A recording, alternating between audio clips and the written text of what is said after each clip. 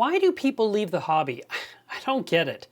I've heard that people can leave within 12 to 18 months and they just abandon ship.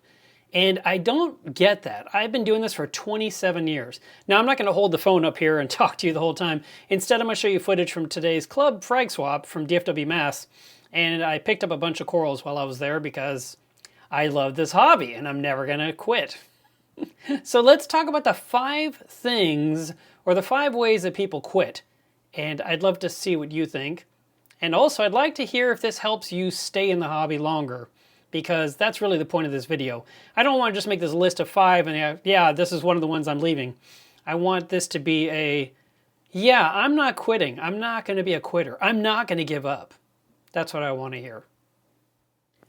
All right, the very first one of the top 5 reasons why people quit the hobby would be just a total failure.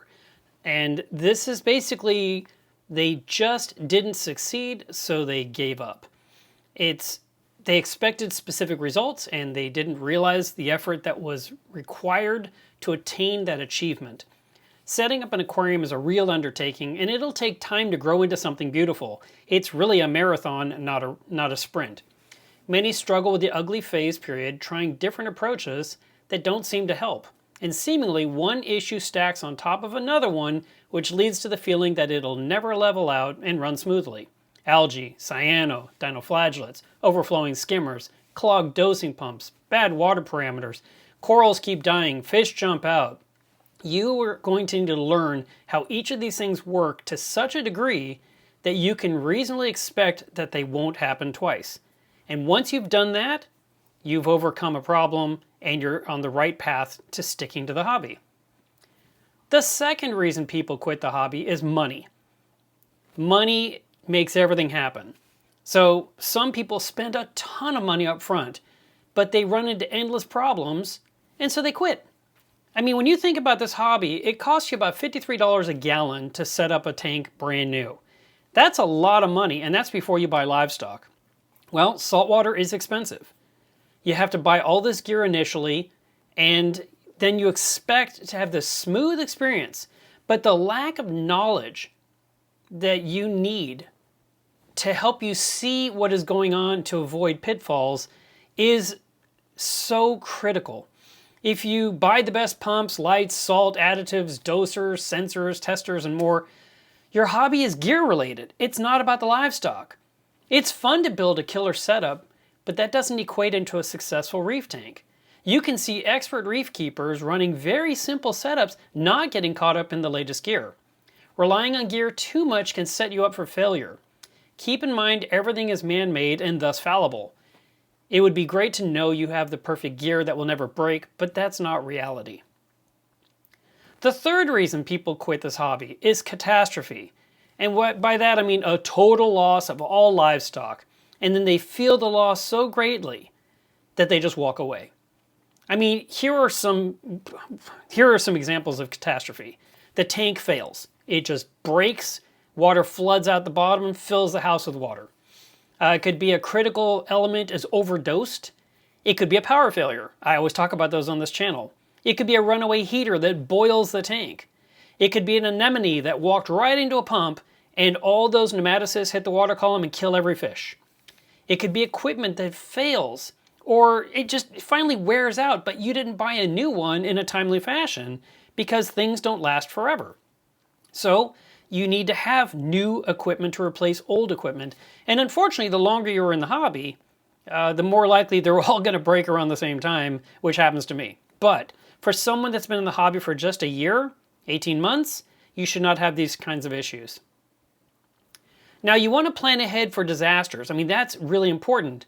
But do you also think ahead how you'll mentally overcome the worst moment in your life as a hobbyist? It can be really tough to overcome a major loss. If you are really attached to these fish or these corals because they meant something to you and then they're suddenly gone, that would be really hard to come back from. So you want to think about how you would handle those various ways that your system can fail as a first good step. And that way, if something bad does happen, you can mourn the losses, but you can be strong enough to pick up the pieces and rebuild, and even build it even better. The fourth reason people would quit is because of boredom. They just stop learning. They stop adding new creatures. They stop talking to other hobbyists. They lose interest. Their aquarium has less and less livestock. So being a club member would be really important for hobby longevity. There is always so much to learn, and it never ends. I'm still learning things after all these years. You guys know how I recently started using a UV sterilizer, which I'd never used in 27 years. And it gave me something new to figure out. Now, I do think it's really important that you keep your aquarium in tip-top shape. And I know that might be kind of hard to do when you're bored, but it gives you, number one, it gives you something to do. But it also allows you to observe how the animals interact, which can be very enjoyable. You can't do that with a filthy tank that's hard to see into, right? Cleaning the skimmer cup isn't fun, and it smells awful. But what it removed helps keep your reef healthy. So that's important. Embrace the science side of reef keeping. Be it water testing, reading science-based ocean-related content, exploring new things like using a microscope or improving your skill as a photographer. Perhaps your current tank isn't to your liking. Downgrading it to a better one, or upgrading it to something more challenging might be the spark you need. I had no problem enjoying my 29-gallon mixed reef when it was full. That just meant I didn't have to do anything more than enjoy what I had and keep it happy. There's a feeling of satisfaction hitting that point when you don't have to do anything. But when you're ready, you can choose to do more. Or you can reset what you have and try something different in the same aquarium with new livestock choices. Go buy some new corals. I know for a fact you can't say, I've tried them all, because there's no way.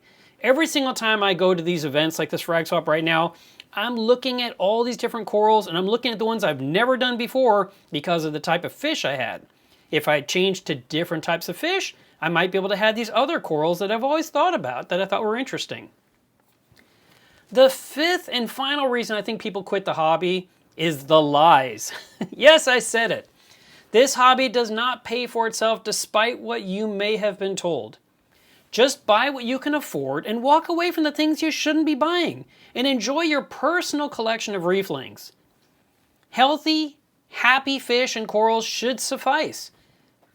While you may be able to sell some frags, it won't pay for your entire hobby typically. One member in my club used to sell corals out of his reef once a year, and he made this big announcement. And he said that all the money he raised in that one weekend would let him buy salt and light bulbs and test kits and all the other gear for the next year. Actually, I thought that was kind of brilliant, but you know what? That didn't inspire me to try to do that. You know, I just hang on to all my corals and I don't sell anything. But that some people think that they can just make money off their hobby, and that really is not what this is. This hobby is about the animals. Monthly costs will never go away, and those should be anticipated. Also, keep in mind too that many people show the best representation of their aquarium, but often stay silent when things are going wrong. This is actually very misleading to the average hobbyist who comes to believe that they are the problem rather than understand we're all dealing with the same different challenges trying to keep our aquarium happy. That's my list. So now I ask you, what are you going to do to stay in the hobby, to not give up, to not quit?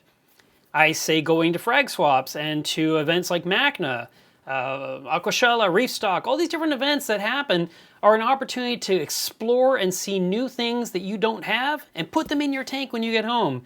So here I'm going to show you the last few seconds of this video, the 7 things I got from my aquarium, including this cute little anemone. I was told that it was on sale because it was bleached, and I thought, man, it's beautiful the way it is. I'd love it to stay that color. But in the end, I know it will get a little bit more darker over time in my anemone cube. I dipped all of my new corals like I always do. And I got some acros and I got a type of hammer coral, and I got some, I don't know, favites and what I call a moon coral. So I found things that excited me today, and that knowledge that I can try something new is always revitalizing to my hobby. And that is why I never quit. I hope you enjoyed today's video, and I would encourage you to subscribe to this channel so you don't miss out on any future videos. And if you aren't a member yet of Club Mueller's Reef on Facebook, you are welcome to join, where we talk about all the things and we encourage each other to be successful hobbyists. Lastly, I should remind you to please buy Coral Magazine. It's an excellent magazine to read, and I highly recommend it to everyone.